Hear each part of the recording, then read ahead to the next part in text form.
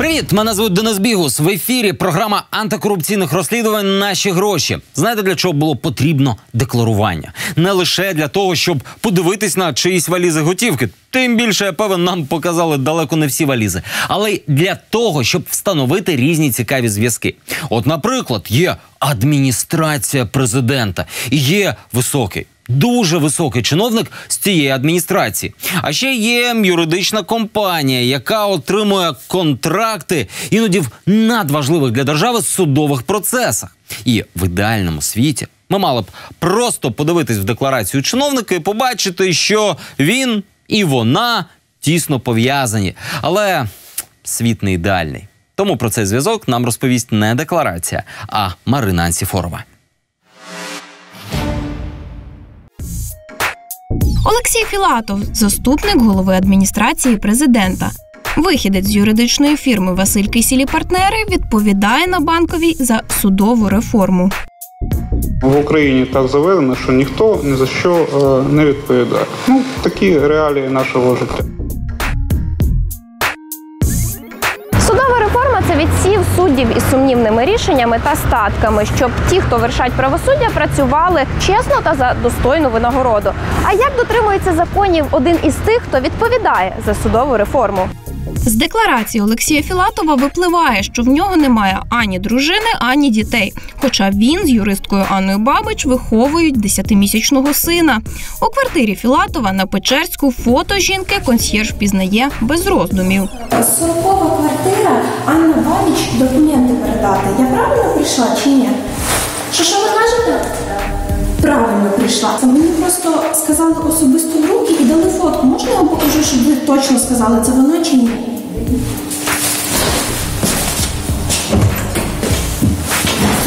Ось, правильно? Так. Ага, я зрозуміла, що ми правильно прийшли, але зараз її немає. Виходить, заступник голови адміністрації президента Олексій Філатов не задекларував цивільну дружину та новонароджену дитину. Ви у цивільному шлюбі з партнером юридичної фірми «Екво» Анною Бабич. І ви це не декларуєте. Чому? Я декларую все, що я маю декларувати відповідно до законодавства. Законодавство зобов'язує декларувати родину. Членами сім'ї являються не тільки особи, які перебувають в зареєстрованому шлюбі, а також ті особи, які в шлюбі зареєстрованому не перебувають, але ведуть спільне господарство, мають спільні права та обов'язки, проживають спільно. Навряд досвідчений юрист Олексій Філатов не знав, що декларувати членів сім'ї потрібно. Тож мають бути певні мотиви, аби не згадати про сім'ю в декларації. Разом з Анною Бабич туди мало потрапити і місце її роботи – компанія «Екво». Можливо, питання в ній? Раніше Анна Бабич працювала з Олексієм Філатовим у юридичній фірмі «Василь Кисіль та партнери».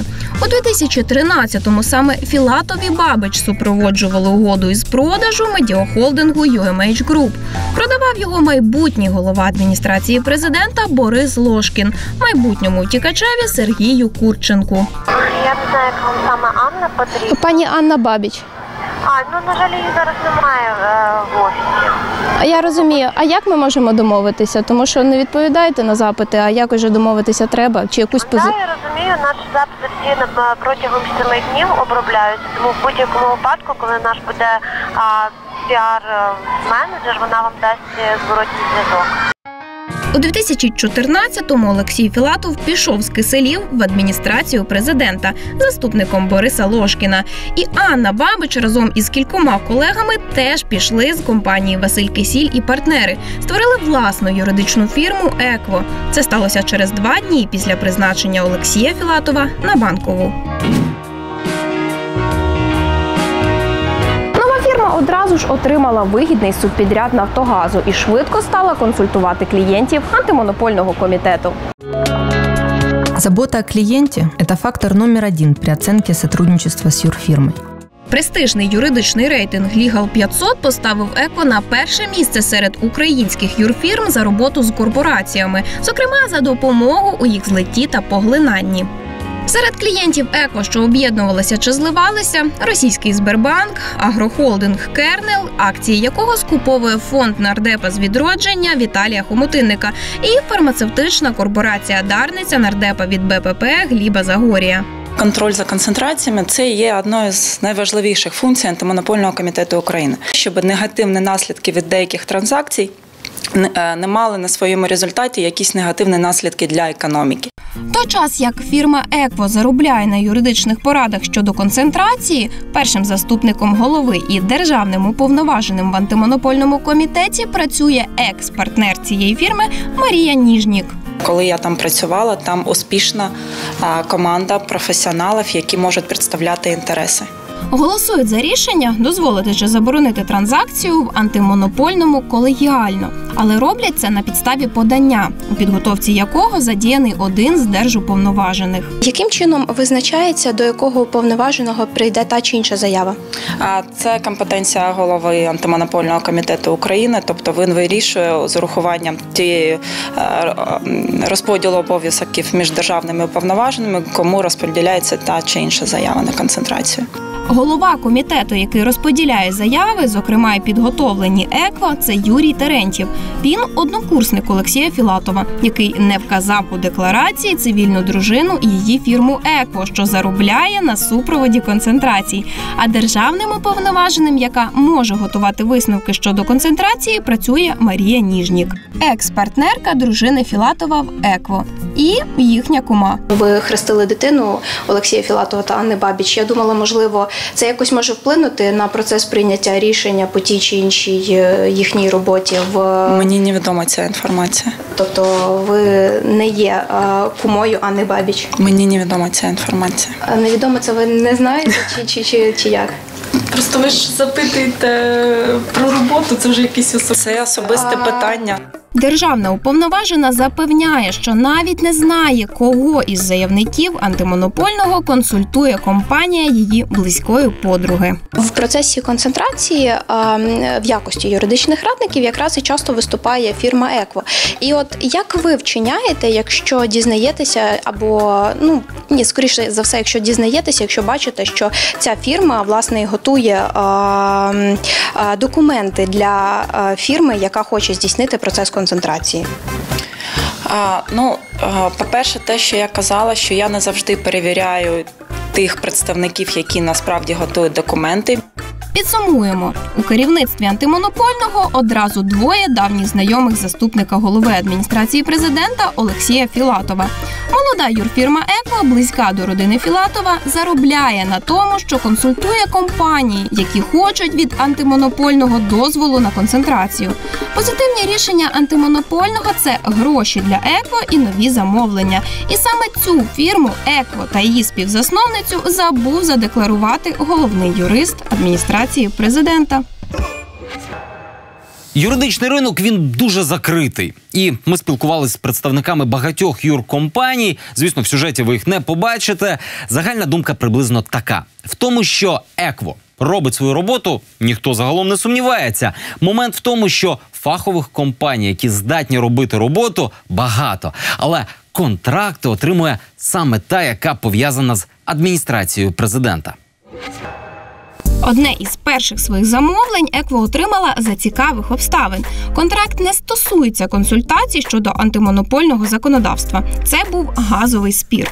Грудень минулого року український «Нафтогаз» перемагає російський «Газпром» у стокгольмському арбітражі. А комерційний директор «Нафтогазу» Юрій Вітренко дякує за це юристам фірми «Екво». Дивно, бо в системі держзакупівель не було жодних згадок про контракт «Нафтогазу» з «Екво». То чому дякують саме їй? Як виявилось, договір уклали не напряму, а через норвезьку фірму. Перший контракт «Нафтогазу» був датований ще 2014 роком. Він укладався з норвезькою компанією «Вікборг». Ще 2014-го норвезці за безконкурсною процедурою отримали контракт на захист «Нафтогазу», а далі залучили українського радника, аби розуміти тонкощі нашого законодавства. Поширена практика. Але чому радити покликали саме «Екво», щойно створену кількома вихідцями з компанії «Василь Кисіль» і партнери? На той момент інший їхній колега, теж вихідець з Киселів Ярослав Теклюк, вже кілька місяців очолював юридичний департамент «Нафтогазу». Процес був ініційований у 2014 році. І я б хотів подякувати всім тим, хто тоді дав добро на це. Тоді був уряд пана Яценюка. який дозволив нам як найняти правильних юристів, так і підтримував нас в цьому процесі. І я б хотів окремо дуже сильно подякувати президенту України. 25 мільйонів євро – така ціна за 4 роки захисту інтересів «Нафтогазу» у спорі з «Газпромом». Таку ціну «Нафтогаз» заплатив норвезькій фірмі, яка винайняла українську юридичну фірму «Екво». Скільки з цього отримала «Екво» – комерційна таємниця, але можна порахувати приблизно. Коли ти радиш тільки з питань українського права, з окремих питань, точкових питань, навіть у дуже великій складній справі вона не може займати у тебе більше, ніж до 5% від загальної суми. Тобто, за ринковими розцінками, фірма «Екво» за 4 роки мала отримати від «Нафтогазу» за посередництво норвезької фірми понад 1 мільйон євро. Для щойно створеної компанії це надзвичайно вигідний контракт.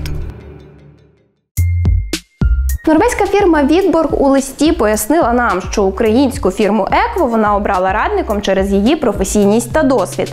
Ми не сумніваємося у професійності юристів «Екво», а от досвіду в «Екво», як у компанії, на той час не було жодного. Олексій Філатов про контракт з не чужою його родині фірмою говорити не хоче. Чому саме ця фірма? Це добре відомо на юридичному ринку. Судді та прокурори часом теж щось приховують. Чи то зв'язки, чи то доходи не вносять до декларації. Але постає питання, чи можна судити їх, якщо основний юрист адміністрації президента, який має бути для них прикладом дотримання законів, робить так само.